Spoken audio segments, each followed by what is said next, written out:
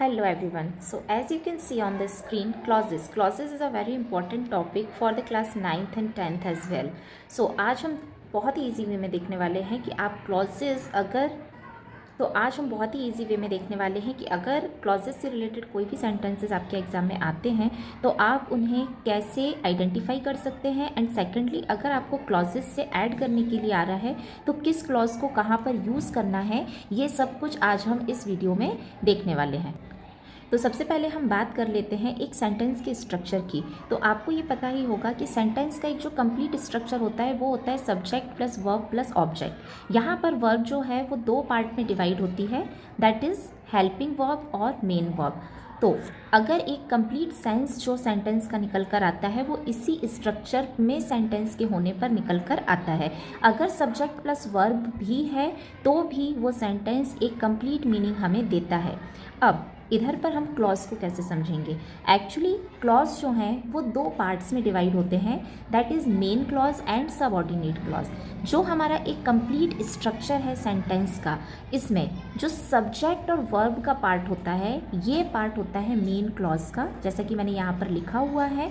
लेकिन ये जब हम क्लॉज में इसको डिवाइड करते हैं तो मेन क्लॉज जो होता है वो हमेशा इनकम्प्लीट होता है, मीन्स ये पूरी मीनिंग आपको नहीं देता है। इसके बाद जो बचा हुआ पार्ट होता है वो सबऑर्डिनेट क्लॉज होता है और वो एक क्लॉज से ऐड होता है। अब सबऑर्डिनेट जो क्लॉज होता है उसमें एक रिलेटिव प्रोनाउन होगा और ऑब्जेक्ट होगा। ओके, ऑब्जेक्ट जो हमारा बचा है, लेकिन यहाँ पर एड ऑन जो हो जाता है वो क्या होता है, रिलेटिव प्रोनाउन। अब रिलेटिव प्रोनाउंस क्या होते हैं? रिलेटिव प्रोनाउंस वो होते हैं जो इन दोनों क्लॉजेस को ऐड करने में हमारी हेल्प करते हैं, like who, where, which, whose, that, when, why. अब आप ये बोलेंगे कि ये तो सारे क्वेश्चन वर्ड्स हैं, इनका तो मीनिंग क्या, कौन, कहाँ, कैसे, कब होता है।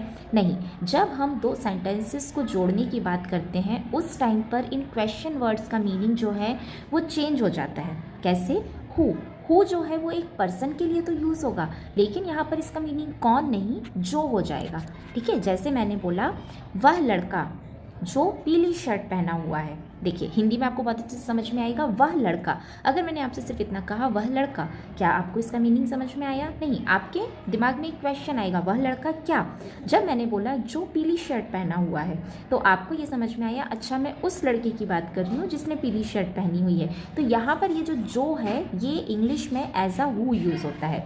अब आपको समझ में आया कि दो जो सेंटेंसेज हैं जिसमें कि जो मेन क्लॉज है वो इनकम्प्लीट है, वो डिपेंड होता है सेकेंड क्लॉज पर, अदर क्लॉज पर अपनी मीनिंग को कंप्लीट करने के लिए, और वो जो सबऑर्डिनेट क्लॉज है, ठीक है ना, वो किससे जुड़ा होता है, रिलेटिव प्रोनाउन से यहाँ पर ऐड होता है। चलिए, मेनली हम यहाँ एग्जाम के पॉइंट ऑफ व्यू से जो तीन क्लॉजेस देखने वाले हैं, वो जो रिलेटिव प्रोनाउन से क्लॉजेस बनाना देखने वाले हैं वो हैं हु, विच और वेयर। ओके, हु जैसा आपको पता है हु का मीनिंग कौन होता है, लेकिन ये जो है मेन क्लॉज रीड करने से अगर क्वेश्चन आए, जब हम मेन क्लॉज को रीड करेंगे और उससे हमारे दिमाग में एक क्वेश्चन आता है कि अबाउट हूम, किसके बारे में बात हो रही है, हु इज़ द पर्सन, वह पर्सन कौन है, अबाउट वॉट, क्या है उस बारे में। ठीक है, अगर ऐसा कोई तीन में से कोई क्वेश्चन हमारे दिमाग में आता है, इट मीन्स उस सेंटेंस को हम किससे ऐड ऑन करेंगे, हु से।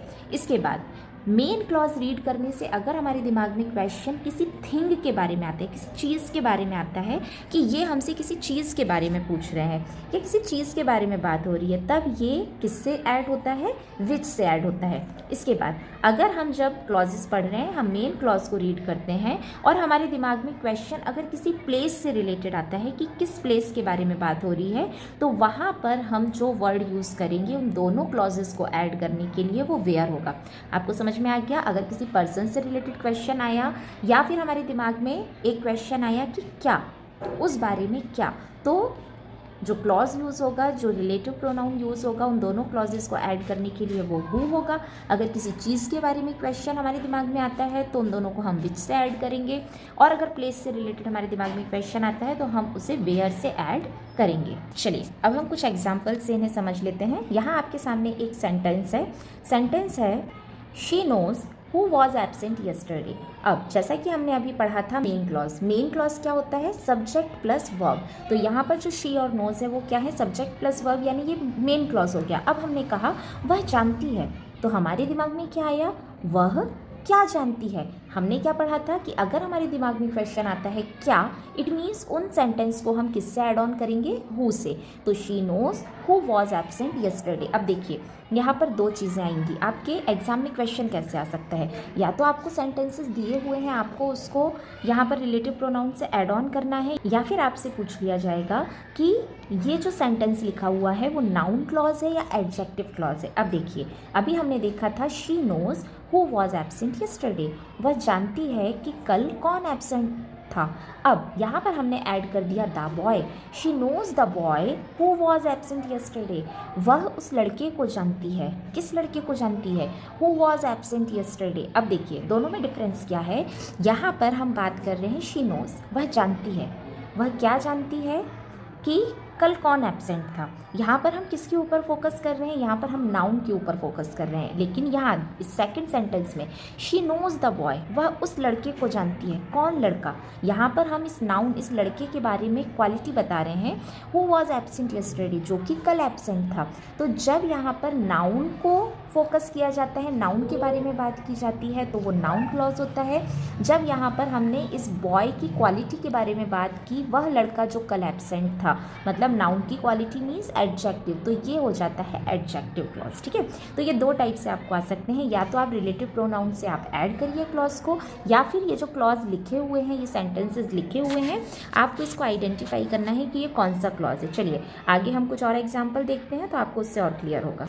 देखिए she can't go for swimming today since water is too cold, she can't go for swimming today, आज वह स्विमिंग के लिए नहीं जा सकती है, since water is too cold, क्योंकि पानी बहुत ज़्यादा ठंडा है।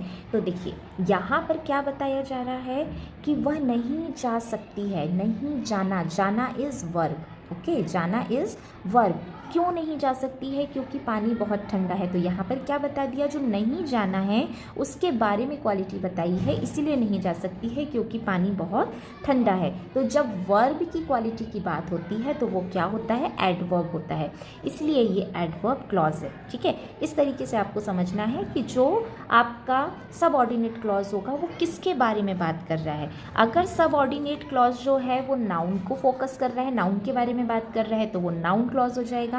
अगर हमारा सबऑर्डिनेट क्लॉज मतलब सेकंड क्लॉज जो है वो अगर नाउन की आपको विशेषता बता रहा है, ठीक है, नाउन के बारे में बता रहा है, तो वो वहाँ पर एडजेक्टिव क्लॉज हो जाएगा। और अगर जो हमारा सबऑर्डिनेट क्लॉज है वो वर्ब के बारे में बता रहा है, वर्ब के बारे में बात कर रहा है, तो वो वहाँ पर एडवर्ब क्लॉज हो जाएगा। इस तरीके से आपको ये ध्यान रखना है। चलिए अब हम कुछ और एग्जाम्पल्स देख लेते हैं, इससे आपका और ज़्यादा कॉन्सेप्ट क्लियर हो जाएगा। Ranu has a bunch of flowers, Ranu के पास कुछ फ्लावर्स के बंच हैं। ठीक है, अब यहाँ पे किसकी बात हो रही है, फ्लावर्स के बंच की। ठीक है, मतलब कि ये आपको किसके बारे में बता रहा है, थिंग या ऑब्जेक्ट के बारे में बता रहा है। तो ये किससे ऐड ऑन होगा यहाँ पर, विच से, विच हर फ्रेंड्स गिव। तो यहाँ पर हम देखने वाले हैं कि आप कैसे पहचानेंगे कि आपको किस रिलेटिव प्रोनाउन से किसी भी सेंटेंस को ऐड करना है, क्लॉजेस को ऐड करना है। इसके बाद द स्कूल, स्कूल क्या है यहाँ पर, प्लेस है। ओके, तो प्लेस को हम किससे करेंगे, वेयर से। The school where they study is very big. इसके बाद इट वॉज मंडे, मंडे जो है वो दिन है जो कि एक टाइम को बता रहा है, रिफरिंग द टाइम। ओके, तो जब टाइम को बताएंगे तो टाइम को हम किससे ऐड ऑन करेंगे, वैन से। It was Monday when he went to Indore. Next है द म्यूजिशियन, म्यूजिशियन कौन होगा भाई, एक संगीतकार कौन होगा, एक पर्सन होगा। ये एक पर्सन को रिफ़र कर रहा है, तो पर्सन को रिफ़र करेगा तो हम उस क्लॉज को किससे ऐड करेंगे, हु से। The musician who सैंग this song has died. तो आपने देखा कि किस तरीके से अगर हमें ऑलरेडी क्लॉज दिए हुए हैं तो आपको कैसे आइडेंटिफाई करना है कि उसका टाइप कैसे होगा, हमने वो देख लिया। इसके बाद हमने ये देखा कि अगर आपको दो क्लॉजेस दिए हुए हैं और आपको उसको ऐड करना है तो आप फर्स्ट पार्ट मतलब मेन क्लॉज को देखेंगे कि वो क्या थिंग को रिफ़र कर रहा है तो विच यूज़ करेंगे, अगर प्लेस को रिफ़र कर रहा है तो वेयर यूज़ करेंगे, अगर टाइम को रिफ़र कर रहा है तो वैन यूज़ करेंगे, और अगर पर्सन को रिफ़र कर रहा है तो हु यूज़ करेंगे। इस तरीके से आप आइडेंटिफाई करके क्लॉज को ऐड कर सकते हैं। देखिए क्लॉज टॉपिक से बच्चे बहुत घबराते हैं, कभी कभी टीचर्स भी सोचते हैं कि यार हम इसको कैसे एक्सप्लेन करेंगे, बट अगर आप मेरा वीडियो देख रहे हैं तो आप इसे अपने दूसरे फ्रेंड्स और कलीग्स के साथ भी शेयर करिए, क्योंकि ये वीडियो के हेल्प से आज आपको ये टॉपिक बहुत ईजी लगने लगेगा और आप अपने एग्ज़ाम्स में बहुत अच्छा स्कोर कर इस टॉपिक के साथ आएंगे, ये मुझे पूरा विश्वास है। तो अगर आपको इससे रिलेटेड, इस टॉपिक से रिलेटेड और भी प्रैक्टिस सेंटेंसेस चाहिए, या अगर आप मेरा कोई अदर वीडियो भी देख रहे हैं और आपको उससे रिलेटेड कोई भी प्रैक्टिस सेंटेंसेस PDF की ज़रूरत है, तो आप मुझे कमेंट करके ज़रूर बताइए कमेंट बॉक्स में। मैं उससे रिलेटेड PDF आपके साथ ज़रूर शेयर करूँगी। And please do like, share and subscribe to my channel. Thank you so much.